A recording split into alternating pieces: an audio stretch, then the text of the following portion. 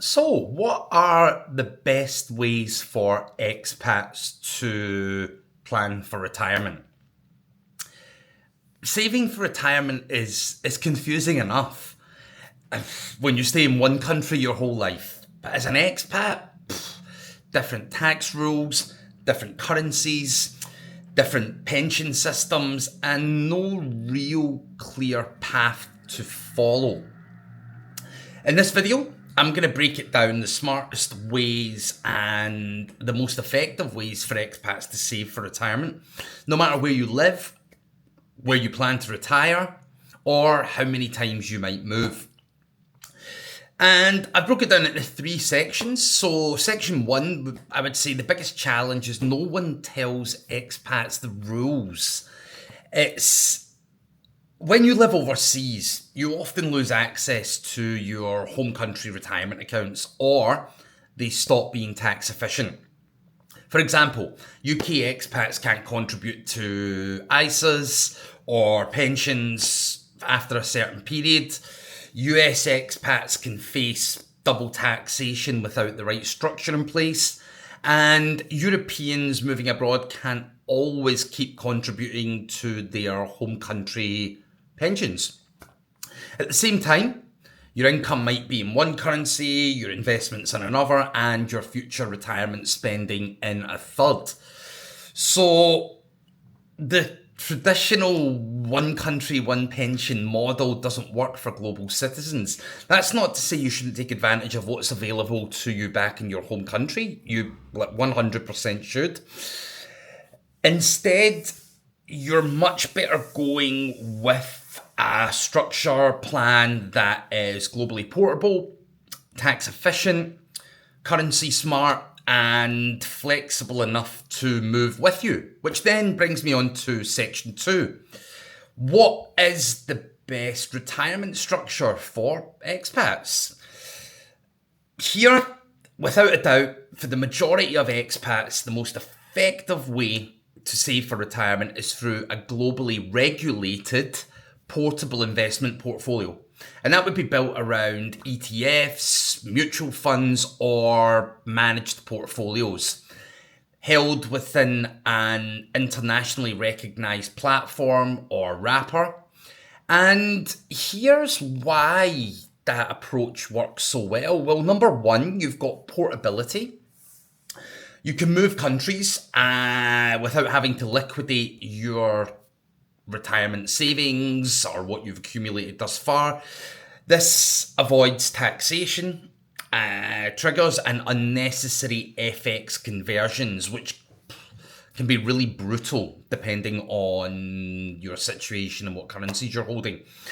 Number 2 would be the tax advantage. Many international platforms are tax neutral, meaning they don't withhold tax at source, and you're taxed based on your country of residence. It's always important to speak to a professional about this, but this does help prevent double taxation and can keep your growth compounding. Number 3 would be currency control. You can hold your investments in USD, GBP, Euro, SGD, etc., whichever currency matches your long-term goals. And this removes the FX stress that most of us expats face, yeah? And then you've got number 4, diversification. You can invest globally, not just in one country's pension system or within a limited fund menu, which gives you a lot more diversity than what you would have living in your home country. And also, that would bring me again back to flexibility. Unlike many home country pensions, you're not locked in until you're 65. You choose your retirement age and your withdrawal strategy. And that kind of comes to the section 3, how expats should actually invest for retirement. So what does a proper expat retirement plan look like in practice? And here's the structure from my experience again that works for most global professionals. Match currency to your retirement location. So if you're going to retire in the UK, accumulate GBP. If it's Europe, obviously accumulate Euro. Asia, I would probably go with an SGD USD mix. And if you're uncertain, I would recommend hold USD as your base currency. You know, again, it is the global currency. No, that's without a doubt. And this protects your future spending. And then, you know, you can use the core satellite portfolio model. If you've not heard of what that is, I will break it down briefly. Core would be like global ETFs or managed portfolios. That would be anything from 70 to 85%. And then satellite would be alternatives, emerging markets, etc., etc. Again, make sure you do your due diligence on any of this. Make sure it's within your risk profile. Speak to a professional. This balance will give you growth, but also you want to have stability with that. And you can also automate what you contribute. Consistency beats timing. Like a monthly contribution compounds massively over 20 or 30 years, or even quarterly, whatever. You know, you've got dollar cost averaging, pound cost averaging, euro cost averaging, whatever it may be. Also, avoid high fee products with big lock-ins. Many expats get sold, you know, 10 to 15 year lock-ins and high surrender penalties, and these destroy long-term returns. And also be really aware of the fee structure within the investment.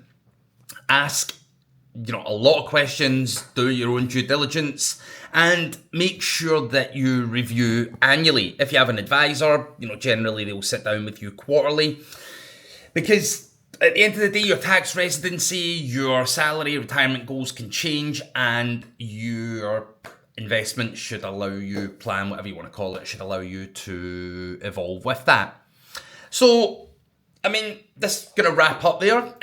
At the end of the day, the best retirement strategy for expats isn't about a single product. It's about building a plan that travels with you.